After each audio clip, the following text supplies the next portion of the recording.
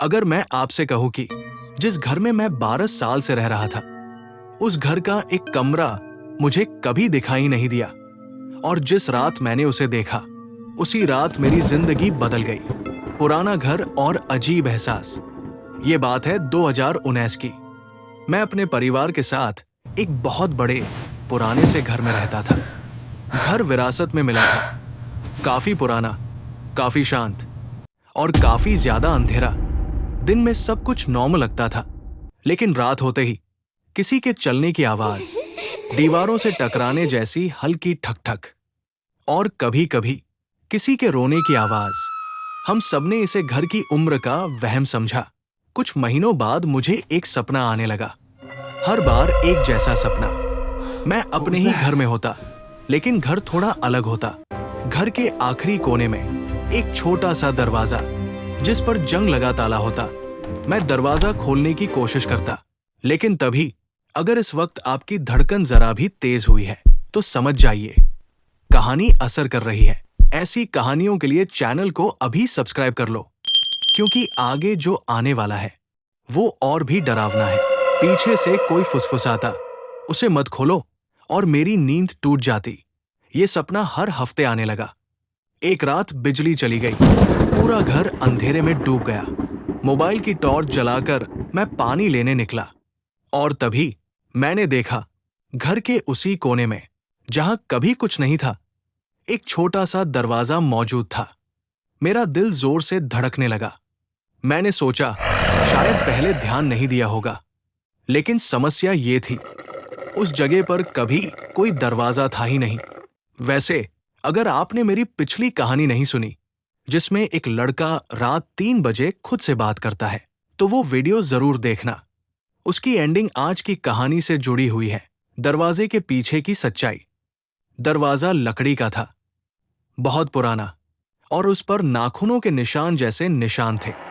ताले की जरूरत नहीं पड़ी, दरवाजा खुद ही खुल गया।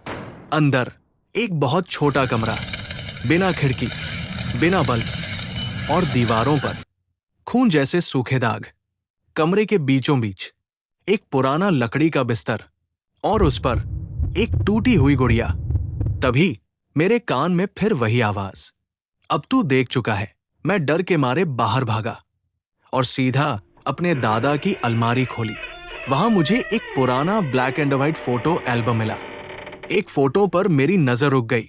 उस फोटो में वही कमरा, वही बिस्तर और वही गुड़िया। लेकिन सबसे डरावनी बात, उस फोटो में एक बच्चा बिस्तर पर बैठा था, और वो बच्चा मैं खुद था, जबकि ये फोटो मेरी पैदाइश से भी 20 साल पुरानी थी। मैं सीधा दादी के कमरे में गया। दादी बहुत बीमार थी। मैंने कांपती आवाज में पूछा, दादी, वो कमरा क्या है? दादी रो पड़ी। उन्होंने कहा, उस कमरे में तेरे जैसा ही एक बच्चा रहता था, जो इस घर में मर गया। उसकी आत्मा हर कुछ साल में किसी अपने को बुलाती है।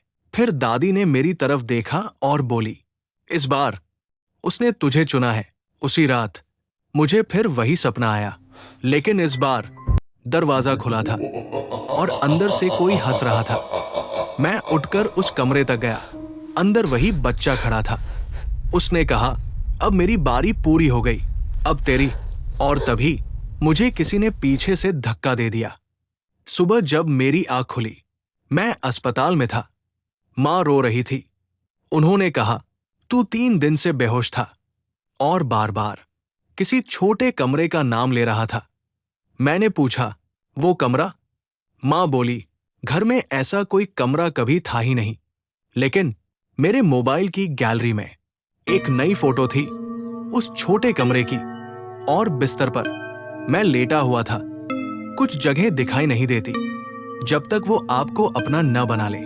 अगर आपको ये कहानी अंदर तक हिला गई हो, तो लाइक जरूर करें, चैनल को सब्सक्राइब करें, कमेंट में बताएं, क्या आपने भी कभी ऐसी कोई अजीब घटना महसूस की है? और हां, अगर इस वीडियो पर 10,000 लाइक्स पूरे हुए, तो मैं इस कहानी का पार्ट 2, उस कमरे के अंदर क्या हुआ, जरूर लाऊंगा।